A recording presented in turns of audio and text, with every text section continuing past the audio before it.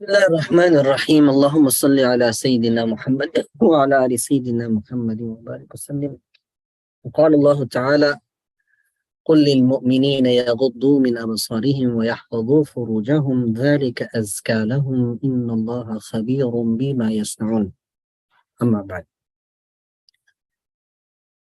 The topic under discussion from last week is regarding the protection of the gaze, and obviously all the ills that happen and that are triggered if a person doesn't protect his gaze. Let me just before we start, let me give you an example. Mithal. Our marketing comes up. You're looking for a car. You're looking for a car, and you see a nice advertisement for a Kia, right? Now, naturally, not that Kia is a bad car, right? But you're in need of one, right? And because you see it once and you see, now you say 0%. First month payment on us, right? It has all these incentives with it. 50,000 miles warranty, free oil change for the period of your lease, etc., etc., etc. You get all these incentives. And then you look at other cars, but then, next day you open your computer up, the same thing comes in front of your eyes. And the third day, the same thing comes to your eyes. Eventually, what's going to happen? Because you're being bombarded, your mind's being bombarded with that image. What's going to happen? You'll buy a Kia. Even though that might not be your first choice, but it was just the deal was it seemed so lucrative, right? Yes or no? What do we learn from that example? That's how ads work. Jazakallah khair. That's how the marketing world works. But what else do we learn from that example? Keep looking. Keep looking at the ad if you want to buy a Kia. Yeah, absolutely. What else do we learn from that example? Huh? A person will be hasty, okay, in buying something, okay, in purchasing something. Your eyes are connected to the heart. So that means that your eyes have a connection of intention. Yes or no? Yes or no? Okay. If a person he's in the month of Ramadan, and now he was doing his office work, and suddenly the food advert comes up. Nice. And then there's smoke coming out of the food. And he also forgot to wake up for suhoor that night. Now he's like a second day fast. Now, he's going to say to his wife, mashallah, that looks nice. Yes or no? What are you making today? What are you going to make today? I make this. Why this? Because it looks inviting, right? But you have a desire towards it. But that desire came to you through the eyes. You looked at something and you desired it. So that means that the eyes and desire have a very close connection, hand-in-hand partnership, right? That's why the Prophet ﷺ has said, قُلْ لِلْمُؤْمِنِينَ يَغُضُّوا مِنْ أَبْصَارِهِمْ, that tell the believers to lower the gaze. Now, is this true for male and female, or is it only true for males? For both or just for males? For both. Now, even though Quran refers to, sometimes when it wants to refer to the females, it also refers to generally the males first. But that doesn't mean that the females are not being addressed. It says, قُلْ لِلْمُؤْمِنِينَ. Allah didn't say قُلْ لِلْمُؤْمِنَاتِ. He didn't use a female plural there, but referring to the males, he's also referring to all believers, all women, male and female. So the protection of the gaze is only for the males, or is it for the females also? Both, right? Or is there some ikhtilaf in that? Sheikh? No ikhtilaf in that. There is no ikhtilaf in that. You sure? Huh? And now he's like getting uneasy. Now he's like sitting like, now he's like moving his elbows about. يَغُضُّوا مِنْ أَبْصَارِهِمْ. That's يَغُضُّوا is also male. أَبْصَارِهِمْ is also male. وَيَحْفَظُوا is also male. فُرُوجَهُمْ is also male. So even though male is mentioned, doesn't mean that females are not mentioned. But Allah subhanahu wa ta'ala mentions them mentions the males first, and then he mentioned the females underneath the males. But that doesn't mean that Allah subhanahu wa ta'ala is mentioning the males only. There could also be that Allah subhanahu wa ta'ala, because men need to be more protecting of their gaze, maybe Allah subhanahu wa ta'ala has mentioned that pronoun first, but the rule is to both. The rule is to both, men and women, to protect the gaze. And because the gaze has a direct trigger, it triggers the heart. And once the heart is triggered, it's difficult. Once the heart is triggered into doing something, it's very difficult, because then the heart wants and it desires something. And because it desires something, once the heart desires something, what happens next? So eyes were the window to the soul. Your eyes imported the information. It imported it and downloaded it into the heart. The heart took it from there and now it desires it. What's next? But what's the next signal? Action. So now the heart will give an action to the limbs, a command, a memorandum sends a memo to all its limbs. This is the need of the hour. This need needs to be fulfilled. This desire needs to be fulfilled. Fulfill it. You understand?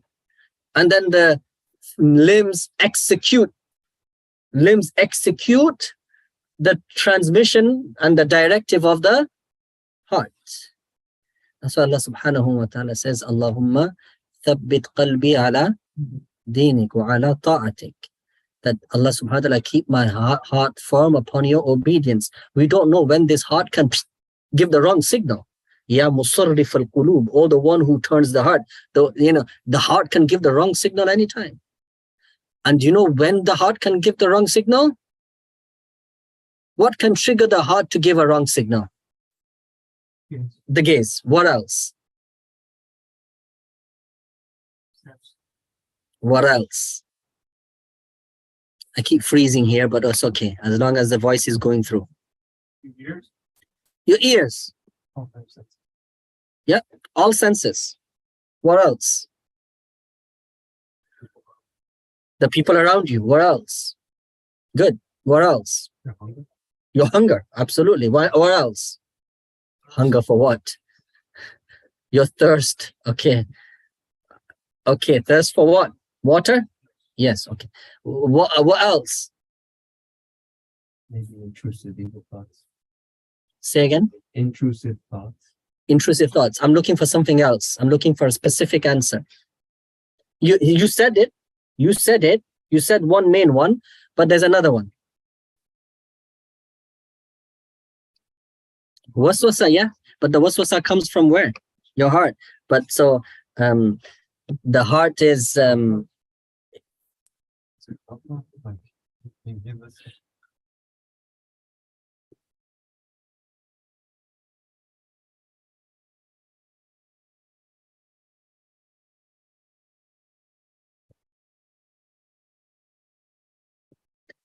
being alone. Being alone can trigger evil thoughts. Yes, being alone, not being mentally occupied can trigger the evil thoughts. What about, besides the Quran and the Sunnah of the Prophet ﷺ and good books, what about incorrect, reading the wrong type of books or reading the wrong type of media? What about that? Do you think that can trigger evil thoughts? Yes. If you read a novel, can a novel trigger negative thoughts? Yes or no? If you read an article online, can it trigger an evil thought? Yes or no? if you read a blasphemous article online, what's the definition of a blasphemous article? What's Hamza? What's your name again? I forgot. Ishaq. Ishaq, you're part of the conversation. Okay. What was my question? What A blasphemous article. What's the definition? Is it called here somewhere? I think Windows. Huh? Maybe like some atheists talking about. A person, na'udhu billah, Allah forbid. If a person, Allah forbid, curses Allah subhanahu wa ta'ala, can you unhear it? Can you unhear it, guys? No. Can our children unhear it? And then just the repetition of that word in your mind is disastrous. Yes or no? Just the repetition, just being reminded that, na'udhu billah, somebody used a certain type of a word to for Allah subhanahu wa ta'ala, or the Prophet sallallahu alaihi wasallam. So even any type of negative information in regards to your religion is also very detrimental to you. Sometimes an educated person might be able to handle it, but the young cannot handle it, who do not have the tools to counter it. They cannot handle it. Nowadays, the media is full of these type of blasphemous type of wordings in regards to Allah subhanahu wa ta'ala. Understand? Now, the human heart will never stop desiring something. But the truth of the matter is, until you do not make an effort of somehow, you will never get the strength to counter it. Now, you say to me, or you say to somebody, I think I need an income. But you say, Sheikh, I need to earn an income and I need to earn a living, I need to support myself. But unfortunately, my laziness overcomes me and I am unable to leave the home. What's the answer? Just leave the home. And he says, my laziness over. Is there a solution for that man besides him getting his courage together and strength together and doing something about it? Yeah, he can make dua, but dua with dawa. Who said that? Dua with dawa. Dua means that you make supplication, but you have to do something about it. You understand? If you don't move and get out of that couch and drag yourself into that shower and drag those clothes onto you and then drag yourself out of the house and drag yourself to work, it's not going to happen, is it? What's the solution for laziness of work? La hawla wa la quwwata. Besides la hawla wa la quwwata, what's the physical? Is a physical action required? Yes. All right. Now a man complains. He goes to the doctor. Doctor, I feel weak. Doctor goes, great. No problem. Go do some exercise. Okay. No problem. Great, doctor. Now, see you next week. Next week. Did you do the exercise? Doctor, I'm still feeling weak. I did. I'm so lazy, doctor. I couldn't get my. Is there anything else you can prescribe me? The doctor goes, go and do the exercise that you've been prescribed. You will gain the strength that is required. Yes or no? Yes. It doesn't matter how many times you go to that doctor's going to give you that. Is there a magic pill? And those of you who've studied medicine or studying, is there a magic pill that I can take? Boom, you know that Popeye spinach? You know, spinach, I don't know if you know what Popeye and spinach is. Popeye plus spinach. Yeah. You only the only person that can, I mean, it was once I was a kid, but like, you know, you're that old? Okay. Whole box of spinach. But So is there a magic pill that somebody can take? One pill. Then boom. MashaAllah. Allahu Akbar. Is there? Yes, is there? Actually, there might be. Is there? No. The solution is what? The solution is until you don't get yourself to do something and you do not get the laziness out of you, many problems will not be solved. Yes or no? Why is the human nafs any different? Why is the human nafs any different? Whereas everything in life is resolved by some form of action and some kind of effort. Why does a man have to throw down his weapons before his nafs? I don't know, man. I don't know if I can do this. What do you mean you can't do this? Obviously you can. Allah has not burdened you with anything that you are unable to do. Of course you can do it. In the same way you can go to work. In the same way, some people are born with a silver spoon in their mouths. You know what that means? Nobody knows what that means. Silver spoon in their mouths. Privileged. Okay, what's the most difficult thing for a father to get? What's the most difficult thing to get out of a privileged child? Beta, you listening? Usko mere taraf, uski mere nazar mein bithao. What's the most difficult? Saad, now you're hiding. What's the most difficult thing to squeeze out of a privileged child? Huh? Anything, actually. Anything. You tell him to do the garden, it's like azab for him. You tell him to take the trash out, he goes, it's like as if he's hearing something evil. Like, what you want me?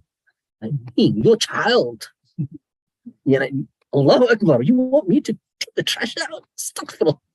Dad, are you serious? Like, really? You don't really mean it, right? That's a privileged child for you, right? But then eventually, this privileged child, when he suddenly, what does the father eventually have to do? Cut him off. What does the father have to do? Cut him off. Now, cutting him off, what does the privileged child think? What does he think of his father? Talk to me. He hates me. He doesn't love me. He's abandoned me. But is that all of the above true? Not a single statement is true. That statement has all been spoken by him, not by his heart, by his nafs, because his nafs was put into trouble by his father's cutting him off. And his father cut him off for whose benefit? Father's benefit. His father was taking care of him all these years anyway, right? Why did he cut him off suddenly? Why? So he'll learn. And he'll grow up to be a man, right? And he learns to survive in the world. But the nafs complains and he tells his friends, my father's horrid. He tells all his friends, he tells all his relatives, my father is this, my father is... Unfortunately, the poor guy didn't, or it takes him 20, 30 years to realize. Until, حَتَّى إِذَا بَلَغَ 40 سَنَةً, Quran says, when he reaches the age of 40, and then he suddenly realized, man, what my father did right. Whatever my father did was right. It takes him a long time to mature mentally. And sometimes, guys, 40 is still not, people supposed to mature at 40. Now we still find there's immaturity at 40. Now people at 60 are not even mature. So even that age has diminished. Once upon a time, 40 was the age. Nowadays, 40 is not the age. But khair, going back to what we were saying, is that the human nafs will complain and complain and complain and complain. It doesn't matter. The more privileged it is and the more comfort it's given, the more the nafs will demand and demand and demand.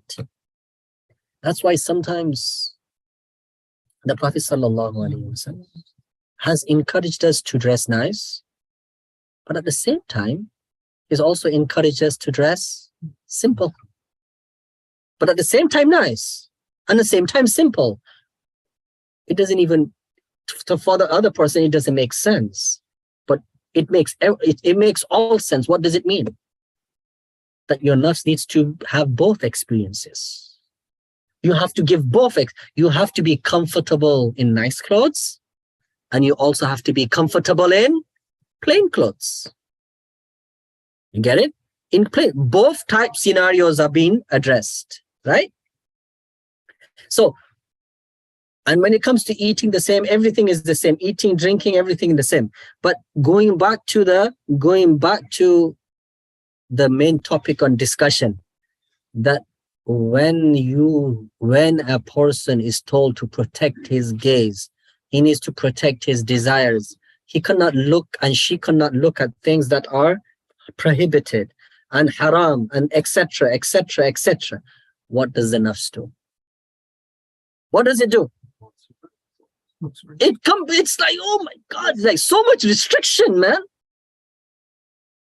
This is so much restriction in Islam. The restriction has been put on us by whom? But we can't complain against Allah, so we complain against the people that put those restrictions on us. You know, you can't complain against Allah because you're going to have a big problem. The lightning might strike you down. So you're too scared to complain against it. So what do you start doing? You start complaining against those people who ask you to do those things. Man, he's too strict. I mean, it's not as if he's brought up his own law, is it? It's divine law. And divine law is also for our benefit, irrespective if we understand it or not today. And irrespective if we've reached those maturity levels today or not. But Allah subhanahu wa ta'ala does what's best for us. A father does what's best for his child, yes or no? Yes or no? Yes. Can the child always understand that? Impossible. The child never. It's like if you had the wisdom of a 50-year-old when you were 14, honestly, you would be a saint by now. Why would you be a saint by now? Because you would have incorporated all of your father's teachings. You would have incorporated all of your adults' teachings. But because it takes time to mature, it takes time for the human intellect to develop, it takes time for Islam. Now tell me, how long does it take for a person to become corrupt? How long? 1 second. Is that true? Would you all agree? It takes a small amount of time for the train to leave its tracks. You wouldn't agree. Okay. How long does it take with it? I don't know, people, but could be weeks. Could be weeks. Could be Weeks, months, 2 days. Let me address that. Shaitan has always long-term plans for you. What does he have? He might plan, and that plan for it to work might take weeks or even months or years. But for the change, it will happen immediately. When it happens, it will happen. You get it? So he will get you used to something over a long period of time. But when that change happens, khalas. You decided to do something, khalas. You understand? It will happen like that.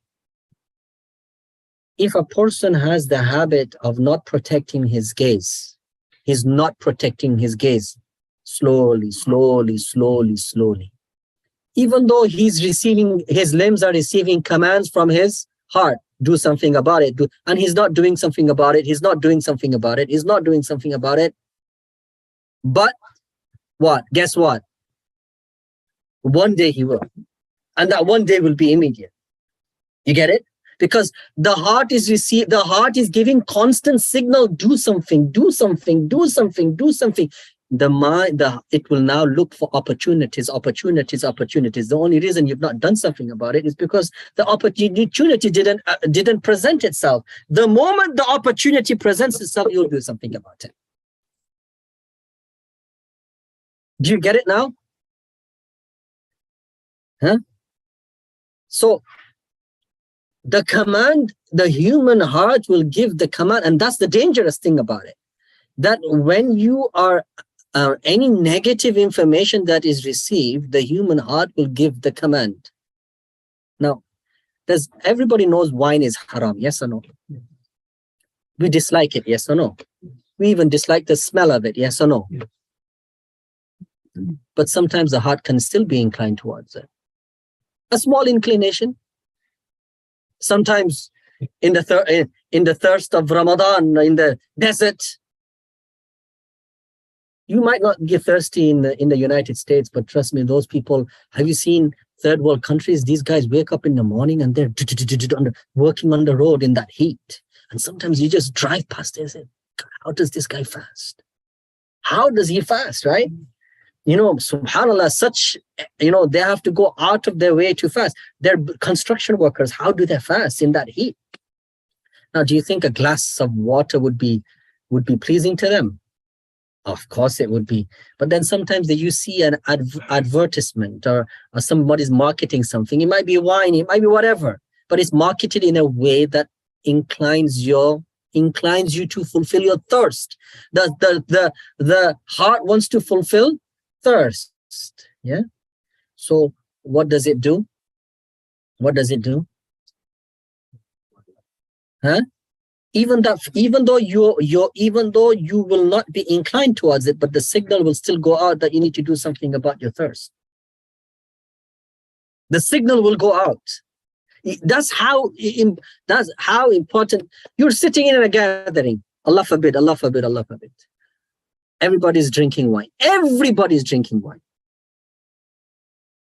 Now your heart, one day, eventually a signal is going to go from your heart to your limbs. Even if it's once, it will go. Even though you reject it, but it will go. You're sitting in a gathering, everybody is doing drugs. Your heart will give the signal eventually. And that's that. Even if you don't do anything about it, but the signal went out. You get it? You understand what I'm saying? The environment you sit in your heart will be affected in a similar fashion.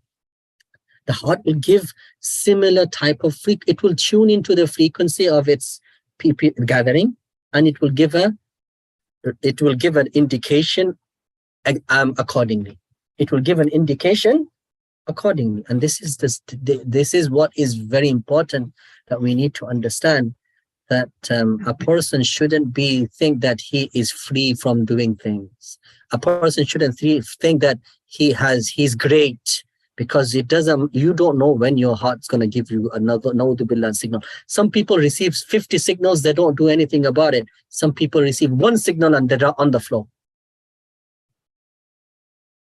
You get it? Remember, sometimes somebody can receive 50 signals and nothing will happen. Sometimes a person can receive one and khalas. So you don't know how you're going to react in a certain situation. That's why this topic, even though today all of these different scenarios that we are going to cover is covered in this initial talk that I've just given, that how the human heart interprets the signals. And there is no solution for a person except that he draws up his courage and does something about it. But just to say that he cannot is not true. You can. In the same way that you can't, you also can. You get it? If you can't do something, that means you can do something. Like if a cup is there, I say, I can't lift this cup, but at the same time, I can lift the cup, right? Yes or no? Yes. It's just a matter of trying. There's no try. There has to try. Those of you who do weights, is there anybody who does weights here? Okay. How much can you push? How much can you bench? 200 pounds? MashaAllah. How much can you bench the first day? Just the bar. Let's just take the bar. How much does the bar weigh, by the way? 45 pounds? Tumko bhi pata hai. That means Mr. Asfar has been trying it too. Better watch out for him, man. He's been benching.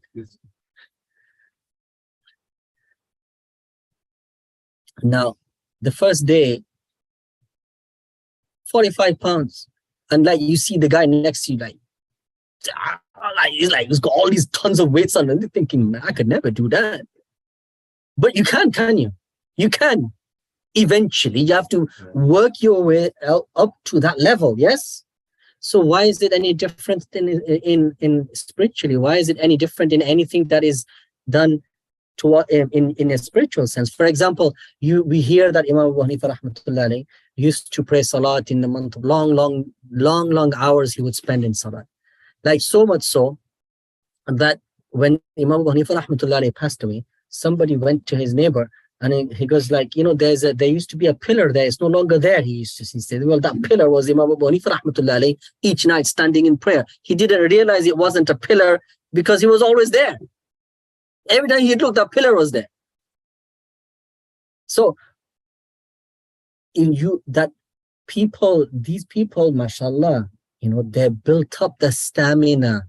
They built up the stamina for ibadah. That's why Allah subhanahu wa ta'ala has placed i'tikaf in the last 10 days of Ramadan. Why? So that you can build up the stamina to actually do it. Yes or no? So Taraweeh is being kept at the night of the month of Ramadan and not during the day. Can you just imagine if it was during the day? After Salatul Dhuhr, 20 rak'ah. Right? But Allah subhanahu wa ta'ala kept it at night so that you can build up the stamina. After fasting the whole day, the spiritual effects of the day will steamroll you into also performing good acts of worship at night. You build up the stamina for it. Protecting the gaze is the same way. You have to build up the stamina for it. And when you build something, what happens? Do you increase in strength or do you decrease in strength? That's the golden rule, right? You increase in strength. You increase in stamina. You understand? So we have to build up our strength, build up our stamina so that we can do good things. Otherwise, just be continuously becoming weak before them, we will always remain weak. We will always remain weak. Listening to music. Mind over matter. Mind over matter. It's about you deciding not to. It's just a matter of intention. You decide not to, you won't. You decide if your intention is, inshallah, I know one day that needs to be done too. Then inshallah, one day it will be done. When you actually make the intention, right? It's really a matter of intention. You make that commitment to yourself, that a person builds up the courage. Do you know what? I don't think I want to do this because the Prophet ﷺ said that it is the key to all sin, right? That it is the key to all sin and it's going to incite me towards sin. It's going to incite my desire. In the same way, the eye can trigger your heart. Music can trigger your heart. Yes or no? Yes. You guys tell me now that you've understood the whole session, now tell me, how can it trigger your heart? You tell me, tell them. Bolo. How come you're silent? Bolo, let's go. Listen, let's go. Yes. From the ears, but how? So it goes input. There's an output and there's an input behind the computer, like input, output. This is input. So it goes in, and then where does it enter? Heart. What does the heart do? Send the signal to what? What's music? What type of signals is music going to send? Bismillah, let's talk. What type of signals?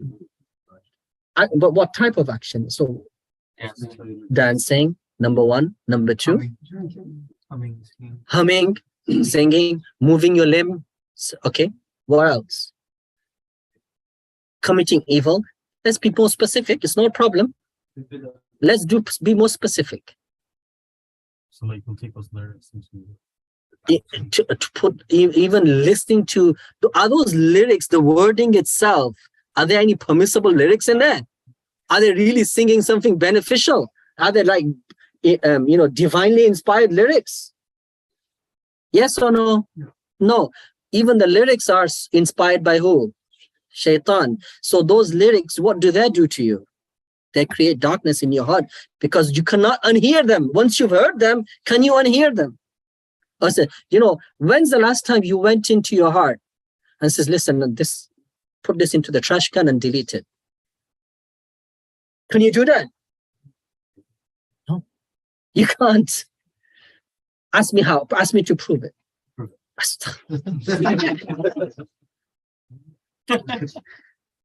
On the day of judgment, Allah subhanahu wa ta'ala will make the human being stand before him, and he will say to the kafir, you did this, you did this, you did this, and you said you did this, you did this, you did this. And what will the human being say? No, I didn't do it. Allah, what will Allah do? No, he'll put a seal on his mouth. It says, okay, let his limbs testify. So the limbs will start speaking, Ya Allah, I did this, Ya the one I did this. So that means the human gene is such that it has its genealogy, and then it has a memory gene that it also memorizes every aspect. The human amal is not just recorded by the angels, even genetically it's recorded. And that can be removed through true forgiveness. True forgiveness but it's still recorded. It's still there in the memory banks. It's never utilized. Fragmented sectors. That's thing, right? So it's never utilized, but it's there. Now, the important part is you can never unhear it. That's the most dangerous part. You can never unhear music. You can never unhear blasphemous words against Allah subhanahu wa ta'ala. You can never, that's why Allah subhanahu wa ta'ala says in the Quran that if you see somebody and if you see a group of people indulging in talk and vain talk, what's the ruling? Leave the gathering. حَتَّى يَخُوضُوا فِي حَدِيثٍ غَيْرِ, until they don't indulge in something, in another discourse than that. Why? If you continue sitting innakum idhan mithluhum, then you are exactly like them. Meaning, look, Allah subhanahu wa ta'ala's words, not just that they're miraculous, but they're human psychology 101. What does it mean? Innakum idhan mithluhum. This is what it means. Even though your limbs might not be executing the commands, but the same way his heart is giving off false triggers to the limbs to do something, and false thought is coming out of that person's heart, you are being triggered in exactly the same way. Innakum idhan mithluhum. You are having the same type of thought. Even though the only difference, what is it now? That person might be carrying it out, but the thought process is identical. It says, "Ar-rajulu ala dini khalilihi." A man is on the religion of his close, intimate friend. So even though you might not be exactly adhering to your friend's religion, but your heart is giving out all the signals because you're the same. Now tell me how important and how detrimental the wrong company can be. Tell me.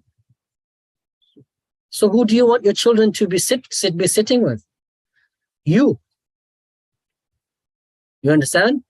Because you can never give off false signals to your child, right? So having the right company is important, detrimental, necessary. You get it? I don't think I need to say anything today. I mean, I could, but I don't think we need to. But what's the, what was I going to say? The philosophy, maybe the summary. That's the main point. I was going to ask something. Is it, look, the person asked the Sheikh, it is always my desire that I be trim and nice and clean. I don't know if I said that last week. I'd be like, nice and polished. And when I put these minute clothes on, I want, I feel good. I feel great. And I also want people to look at me. And especially I want the women to have a glance at me too. Right? And again, by the way, even though it's referring to the males, is it not easily referred to the females also? Can it not be, can a female not be in that same position? Yes or no? Yes. Tahqiq, ilaj, conclusion, remedy. It says, wear humble clothing. Wear humble clothing, and sometimes you can also wear the other ones, but try to also wear humble clothing so that you can become humbled, so that you're humbled in your own eyes and in others' eyes. So you won't feel that I need to be observed as much. You understand?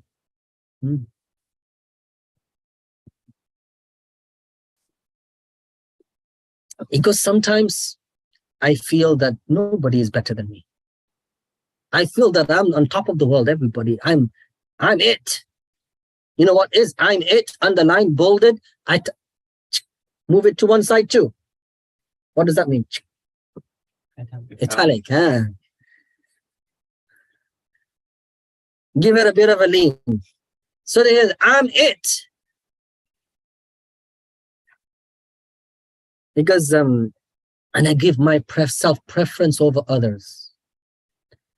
By the way, Allah subhanahu wa ta'ala says in the Quran in regards to the companions, يُؤْثِرُونَ عَلَىٰ أَنفُسِهِمْ وَلَوْ كَانَ بِهِمْ خَصَاصَةً, that they would give preference to others over themselves, even though they might be in loss. Who can give nowadays, who can give that type of preference to another person, even though they might be in loss? Very rare, right? It's a rarity. Do you know anybody? Rarity like that. If you find somebody like that, subhanallah, make sure that you keep friends with him, that you see that he's able to suffer losses, but he will, inshallah, try to make the other, he will benefit the others. يُؤْثِرُونَ عَلَىٰ أَنفُسِهِمْ وَلَوْ كَانَ بِهِمْ خَصَاصًا. Says that Aisha radiyallahu anha one day received a roasted head of an animal, and she was in need of it. She was in need of it. Says that she sent it to her neighbor. Now the khadima, her servant, goes, Aisha, we don't have anything in the house. You should have said that before I gave it. If you don't have anything in your home, you would somehow know, right? And you would somehow know not to give that roasted lamb's head to somebody else. Yes or no? So she gave it. Then in the evening, that roasted head came back to her. What had happened is the person that she sent it to says that, oh, my neighbor might be more needy of it. So they sent it to their neighbor, who sent it to the next person, who sent it to the next person, who sent it to the next person, who sent it to the next person, who sent it back to Aisha radiallahu anha's house. Allahu Akbar. Like, who can give that type of preference to others over themselves? Who can give that type of preference? Very difficult. Very difficult. Abdullah bin Umar radiallahu anhu is on his deathbed. He's on his deathbed. And he goes on his deathbed. He goes, have this desire to eat some grapes.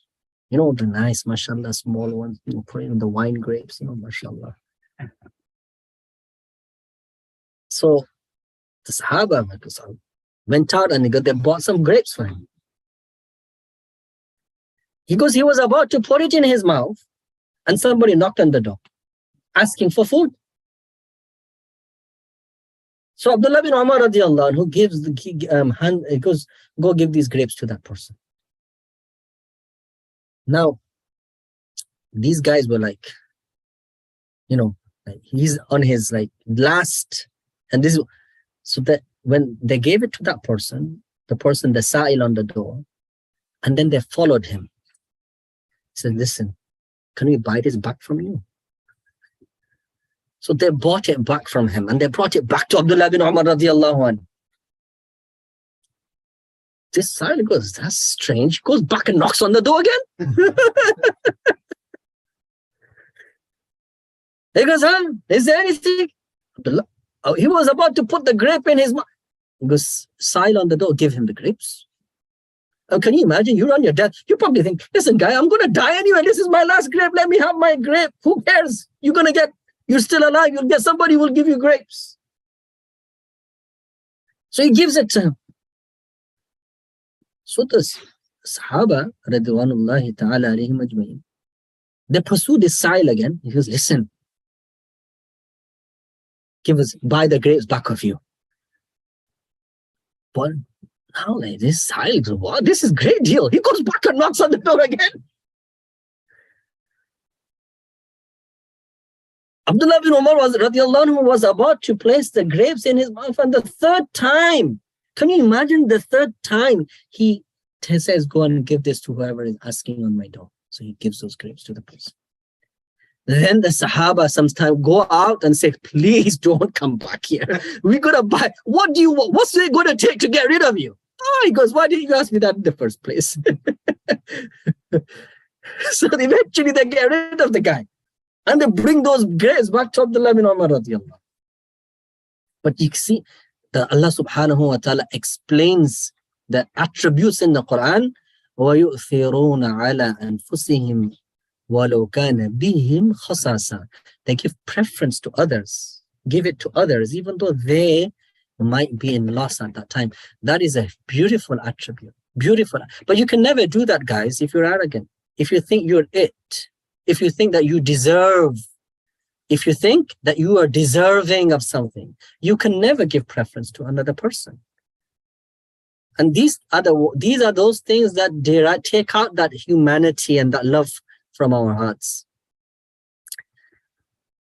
So he goes, sometimes I feel that I am it. And I give myself preference over others.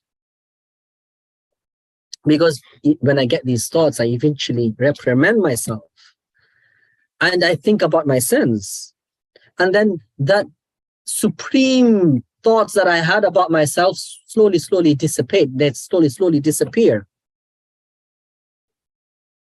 Because how much shall I write in regards to my sickness? I really am super sick. What shall I do about it?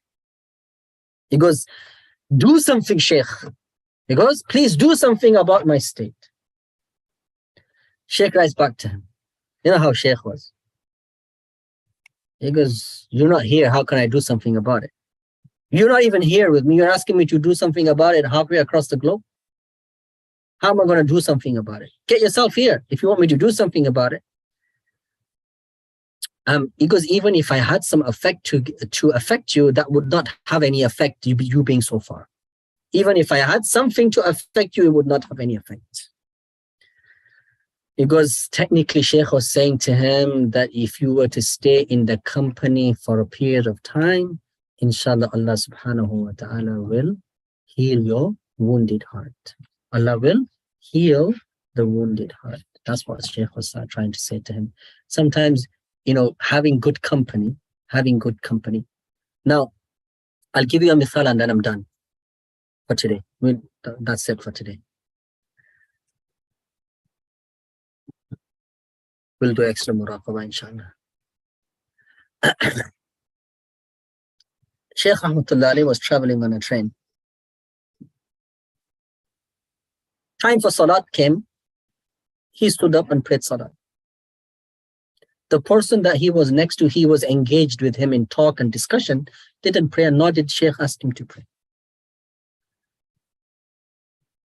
Next salat time came, the Shaykh did the same thing. Third salat time came, Shaykh did the same thing. The fourth salat time came, the person joined. Let's go rewind back now. When the first time the Sheikh prayed Salat, what was triggered into the other person's heart? Homework. What was triggered? Let's go. He was observing the Sheikh pray. He knew it was Salat time. He knows it's a command from Allah. What went into his heart? That he should. Now, the signal went out from his heart to his limbs, but the limbs didn't respond. That first signal didn't make the limbs respond. Fine. So next Salat time came, signal went out again. But this time a slightly stronger one than the first one. Maybe coupled with the Sheikh's tawajjuh a bit too. Right? Third Salat time came, signal went out again. What do you learn from this lesson? It's everything. It's everything. If this mithal cannot teach you, then what will teach you? You understand? Now that you're able to break down human psychology, mashallah, I should give you all certificate too. Right? Right, Akil? You're able to understand human psychology. That's a blessing. Isn't that a blessing? Alhamdulillah. How old are you? 18, mashallah. How old are you? 10. If you listen to my lessons, you'll understand it too. Do you know why? Because human psychology doesn't need, actually even a child can relate to it. Because he experiences those same things and same triggers and thoughts. Sometimes you just guys bring, adults come to the majlis, you don't bring the children because you think that the children might not benefit. You're wrong. The children benefit too. They're human. They have the same heart. And you might be surprised. Sometimes they might be able to relate to something even better than you. Understand? Any questions? No questions. MashaAllah. Kazim? The verse you were talking about at the beginning, talking just to the men. وَيُؤْثِرُونَ عَلَى أَنفُسِهِمْ. No, then the next one is about the women saying. وَقُلْ لِلْمُؤْمِنَاتِ يَغْضُضْنَ مِنْ أَبْصَارِهِنْ. But you're saying it always includes the women too. Is it even in the يَا الَّذِينَ آمَنُوا كُتِبَ عَلَيْكُمُ الصِّيَامُ? Now the women were not addressed separately in Siyam, but here they've been addressed separately in the gaze too, right? Because it's so important for them to also protect the gaze. But majority of the commands are Ya ayyuhalladhina amanu, Ya ayyuhalladhina amanu, Ya ayyuhalladhina amanu. So when it's separate, it's more for emphasis usually. Emphasis. What's the reason? So in Nur. G. So you said that even we didn't even read the book today. But go on.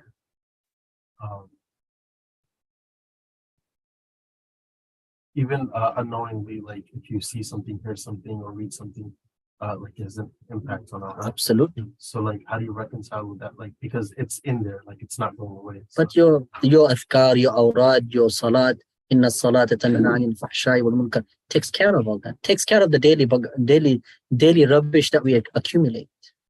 But it's not enough. That's why we add on it astaghfar, we add on it salat ala nabi, we add on it tilawatul Quran, we add all of these things on, we add all of these potions and medicines on it to benefit us. You understand? So it's not just about the greatest impediment between you and Allah, or me and Allah subhanahu wa ta'ala, is ourselves. The greatest impediment is who? Ourselves. Oh, nobody's holding your feet that you cannot become close to Allah. Nobody's holding you back. The only thing that holds you back is who? Yourself. How can yourself be held back? You're praying 5 times a day. You're doing all the great things that you're supposed to be giving. You're giving zakat. You're doing hajj. But still there seems to be a distance between you and Allah. Why? But what sense? Because the heart is not fixed. You never fix the heart. We thought that just by praying salah, just by this, a person's obligations are lifted. Yes. His obligations are lifted. And they slowly do benefit him. but he has to couple that with tilawatul Quran. Important. Tilawatul Quran, even if you understand it or don't understand it, is very important. Tilawatul Quran and some connection with the Quran is very, very, very important. Inshallah, who has a habit in the month of Ramadan to complete the Quran? Besides the Hufaz here, I'm not asking the Hufaz, those who has a habit of completing the Quran? Non-Hafiz. Who does not complete the Quran? It's okay, say the truth. I want the truth. Who does half? Who does half? You do half? Okay. Who does about 10? 5? MashaAllah. Okay, this year you're gonna try to complete it, inshallah. Inshallah? Inshallah. Do you know what you do? After Asr, don't go home. Sit here up till Maghrib. That's the best time to read. What are you gonna do home? Or after Asr, you're just hungry. There's nothing but hunger after Asr. You might as well pacify yourself through recitation of the Quran. So, non-Hufaz, you should be reading non-Hufaz.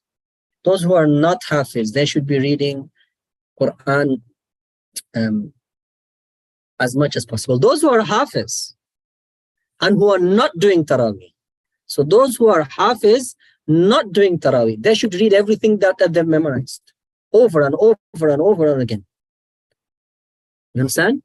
So read everything over 30, 29, 1, 2, 3, 4, over. Just keep reading that in Nawafil, in Nafal Salat. Read that in Nafal Salat. As much as you can, repeat it, repeat it, repeat it, repeat it. Even if you repeat it every day. You understand? And those who are performing Taraweeh, obviously, I don't need to tell you what to do.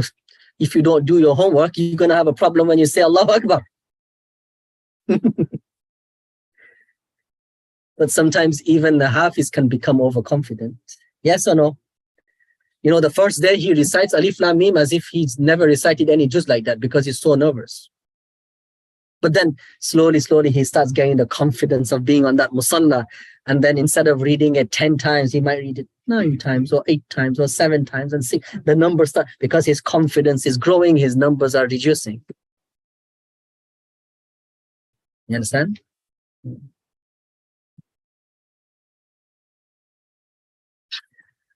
Those of you who cannot read the Quran, put your hand up. Who cannot read the Arabic language, who have not read Nurani Qaida, put your hand up. Come on. I don't have nobody to teach in the month of Ramadan. I was going to teach you myself, but khalas. No, it's too late. No, it's too late.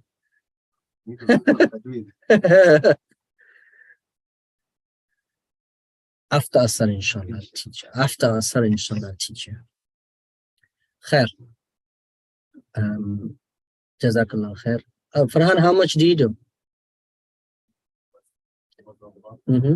Last couple of Ramadan. MashaAllah. It's a habit. But don't worry, do this again this Ramadan. You understand? How did you finish? Did you crunch it in at the end? Who's the crunch-in guy at the end? Last 10 days crunch-in guy. You crunched it in at the end? Really? Well, tell what I'd like to hear your schedule. A juz a day. MashaAllah. Who does a juz a day? MashaAllah. Great. Alhamdulillah. What time do you get to pray between Asr and Maghrib? Or what time do you have you like put a time for it? No fixed time? Oh yeah, but not all the Ramadan. When I'm working, so it's about eating and MashaAllah. MashaAllah. What's your ma'mul in Ramadan? Review everything. Quran is like the more you read it, the more fluent you'll become at it. The more you read it, the more fluent you will become at it. It's not like an overnight like solution that I just start reading Quran and then suddenly I become a master at it. It's the more you read it, the more fluent you become at it. More you read it, the more fluent you become at it. Khair, inshallah. Have you been to the Majlis before? First time? Second time. So you know what we're going to do. All right. Ishaq, you know what we're going to do? Did he explain to you? He didn't. He didn't explain. I thought save it, but Okay, you guys, everybody sit in Muraqabah. I'll explain to Ishaq what we're going to do. You've been before, right? All right. I'll explain. Bismillah ar-Rahman ar-Rahim. When a person commits sins, a black dot forms on his heart. A black dot. When he remembers Allah, Allah subhanahu wa ta'ala erases the black dot. When a person remembers Allah, فَاذْكُرُونِ يَذْكُرُونَ, when a person remembers Allah subhanahu wa ta'ala, Allah subhanahu wa ta'ala also remembers that person in return. Obviously, me remembering Allah is different than Allah remembering me. Allah's remembrance in His own way, our remembrance in our way. But we have been continuously reminded in the Quran. Allah subhanahu wa ta'ala says in the Quran continuously, Ya ayyuhalladhina amanu dhkurullah, O believers, remember Allah subhanahu wa ta'ala dhikran kathir, excessively. Remember Allah subhanahu wa ta'ala excessively. So, coupled with our daily routines that we do, for example, salat, tilawatul Quran, salutations upon the Prophet sallallahu alaihi wasallam, we also sit and remember Allah subhanahu wa ta'ala so that our heart that has forgotten to remember Allah get into the habit of remembering Allah subhanahu wa ta'ala at all times. And this comes with exercise. We practice to a point where the heart starts remembering Allah subhanahu wa ta'ala. Now you don't have to close your eyes, but the eyes is the door to the heart and it takes in information at all times. So that's why we close the eyes and we remember Allah subhanahu wa ta'ala and then we make dua, inshallah. Okay? Bismillah.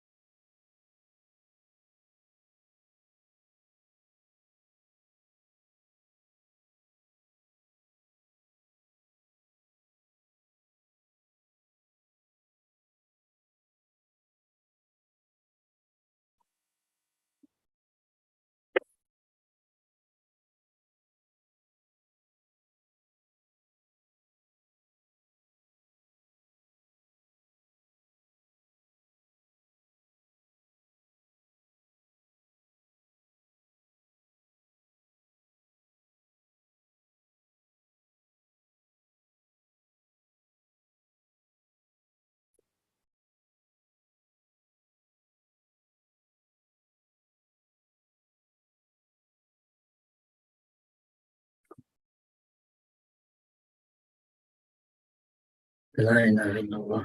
Muhammadur Rasulullah.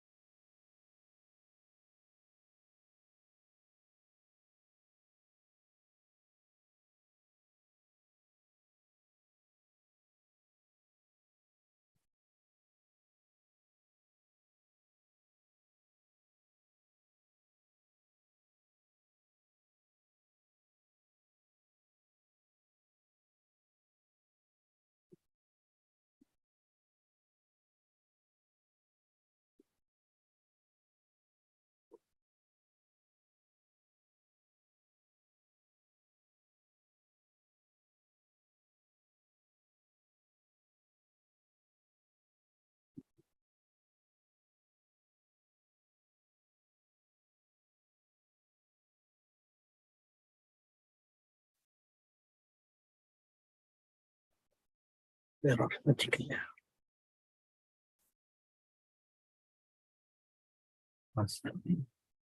Somebody has passed away in a car accident. That's just now. Few days back on Saturday night. Just 26-year-old resident Talat. Talat. Brother Talat passed away in a car accident. Let me dua.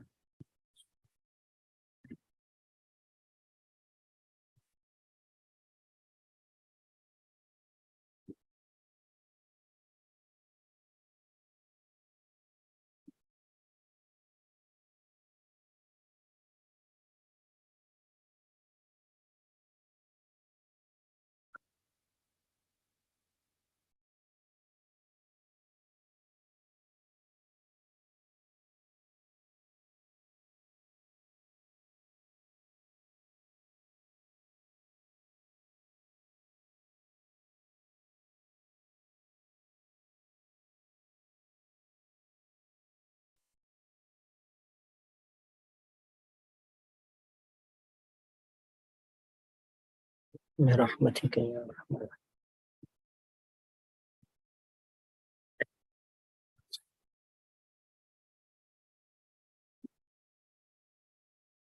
जाओ बच्चे इनको क्या करवा रहे हैं इंतजार कर सलाम